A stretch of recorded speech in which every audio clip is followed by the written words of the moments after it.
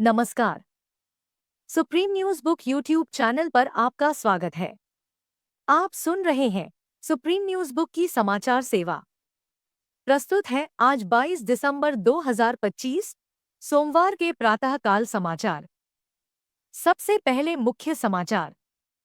राष्ट्रपति द्रौपदी मुर्मू ने विकसित भारत रोजगार और आजीविका गारंटी ग्रामीण विधेयक 2025 फीट को दी मंजूरी। प्रधानमंत्री श्री नरेंद्र मोदी ने गुवाहाटी हवाई अड्डे के भव्य नए टर्मिनल का उद्घाटन किया और नामरूप में 10,600 रुपए करोड़ के उर्वरक संयंत्र की आधारशिला रखी। प्रधानमंत्री ने गुवाहाटी में क्रूज जहाज पर छात्रों के साथ परीक्षा पे चर्चा कर तनाव मुक्त रहने के मंत्र दिए। प्रधानमंत्री ने शहीद स्मारक क्षेत्र जाकर असम आंदोलन के वीर शहीदों को अर्पित किए पुष्प। इसरो की सफलता गगनयान मिशन के लिए पैराशूट रिकवरी सिस्टम का सफल परीक्षण, अंतरिक्ष यात्रियों की सुरक्षित वापसी होगी सुनिश्चित। सुरक्षा कारणों से बांग्लादेश के चटगांव में भारतीय वीजा केंद्र निलंबित। अमेरिका रूस के बीच शांति वार्ता की सुगबुगाहट। अंडर 19 एशिया कप में पाकिस्तान बना चैंपियन। भारतीय महिला क्रिकेट टीम ने श्रीलंका को पहले T20 में हराया। उत्तर भारत में कोल्ड डे की स्थिति, घने कोहरे के कारण ट्रेन और विमान सेवाएं बाधित।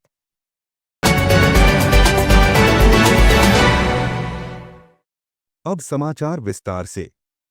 राष्ट्रपति द्रौपदी मुर्मू ने कल विकसित भारत रोजगार और आजीविका गारंटी ग्रामीण विधेयक 2025 फीट पर हस्ताक्षर कर दिए हैं। यह नया कानून ग्रामीण भारत में रोजगार की सुरक्षा को और मजबूत करेगा और पुराने मैग्नरेगा ढांचे को आधुनिक जरूरतों के हिसाब से बदलेगा। प्रधानमंत्री नरेंद्र मोदी ने अपने 2 दिवसीय असम दौरे के दौरान पूर्वोत्तर के विकास को नई ऊंचाई दी है। उन्होंने गुवाहाटी के लोकप्रिय गोपीनाथ बोरदोलोई अंतर्राष्ट्रीय हवाई अड्डे के नए एकीकृत टर्मिनल भवन का उद्घाटन किया। 4,000 रुपए करोड़ से अधिक की लागत से बना यह टर्मिनल बैम्बू ऑर्किड थीम पर आधारित है और प्रति वर्ष 1.3 करोड़ यात्रियों को संभालने की क्षमता रखता है। इसके साथ ही प्रधानमंत्री ने डिब्रूगढ़ के नामरूप में अमोनिया यूरिया उर्वरक परियोजना का भूमि पूजन किया। 10,600 रुपए करोड़ की यह परियोजना न केवल असम बल्कि पूरे पूर्वोत्तर के किसानों के लिए खाद की आत्मनिर्भरता सुनिश्चित करेगी।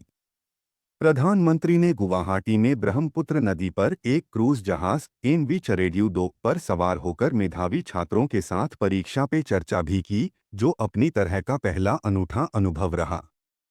श्रद्धांजलि और सांस्कृतिक गौरव। प्रधानमंत्री ने बोरागाम स्थित शहीद स्मारक क्षेत्र का दौरा किया और 1979 से 85 के असम आंदोलन के 860 शहीदों को भावभीनी श्रद्धांजलि अर्पित की। उन्होंने हवाई अड्डे के बाहर असम के पहले मुख्यमंत्री गोपीनाथ बोरदोलोई की 80 फीट ऊंची प्रतिमा का अनावरण भी किया। पड़ोसी देश बांग्लादेश के चटगांव में सुरक्षा चिंताओं के कारण भारतीय वीजा आवेदन केंद्र IVAC ने अपनी सेवाएं बंद कर दी हैं। इसके अलावा अमेरिका में वीजा स्टैंपिंग में देरी के कारण बड़ी टेक कंपनियों गूगल और एप्पल ने अपने भारतीय कर्मचारियों को फिलहाल विदेश यात्रा न करने की सलाह दी है।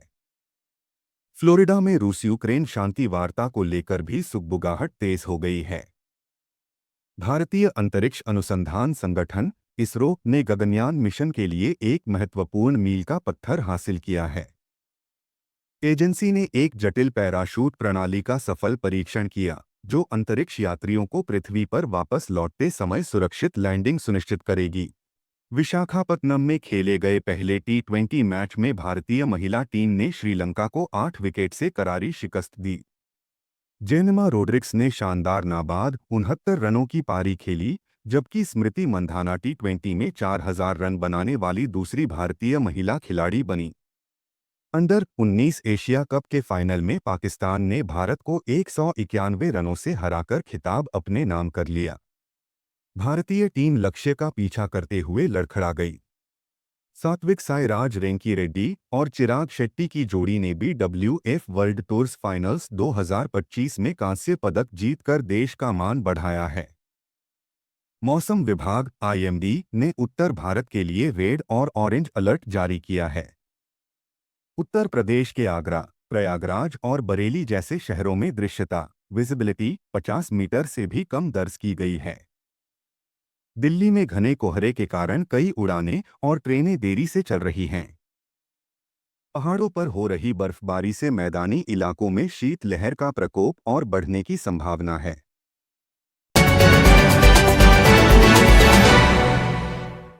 अंत में मुख्य समाचार एक बार फिर। राष्ट्रपति द्रौपदी मुर्मू ने विकसित भारत रोजगार और आजीविका गारंटी ग्रामीण विधेयक 2025 फीट को दी मंजूरी। प्रधानमंत्री श्री नरेंद्र मोदी ने गुवाहाटी हवाई अड्डे के भव्य नए टर्मिनल का उद्घाटन किया और नामरूप में 10,600 रुपये करोड़ के उर्वरक संयंत्र की आधारशिला रखी। प्रधानमंत्री ने गुवाहाटी में क्रूज जहाज पर छात्रों के साथ परीक्षा पे चर्चा कर तनाव मुक्त रहने के मंत्र दिए। प्रधानमंत्री ने शहीद स्मारक क्षेत्र जाकर असम आंदोलन के वीर शहीदों को अर्पित किए पुष्प। इसरो की सफलता गगनयान मिशन के लिए पैराशूट रिकवरी सिस्टम का सफल परीक्षण, अंतरिक्ष यात्रियों की सुरक्षित वापसी होगी सुनिश्चित। सुरक्षा कारणों से बांग्लादेश के चटगांव में भारतीय वीजा केंद्र निलंबित। अमेरिका रूस के बीच शांति वार्ता की सुगबुगाहट। अंडर 19 एशिया कप में पाकिस्तान बना चैंपियन। भारतीय महिला क्रिकेट टीम ने श्रीलंका को पहले 2-0 में हराया। उत्तर भारत में कोल्ड डे की स्थिति, घने कोहरे के कारण ट्रेन और विमान सेवाएं बाधित। इसके साथ ही सुप्रीम न्यूज बुक का यह प्रातःकाल समाचार बुलेटिन समाप्त हुआ। देश दुनिया की तमाम बड़ी खबरों के लिए जुड़े रहिए supreme news book YouTube channel के साथ। नमस्कार। जय हिंद, जय भारत।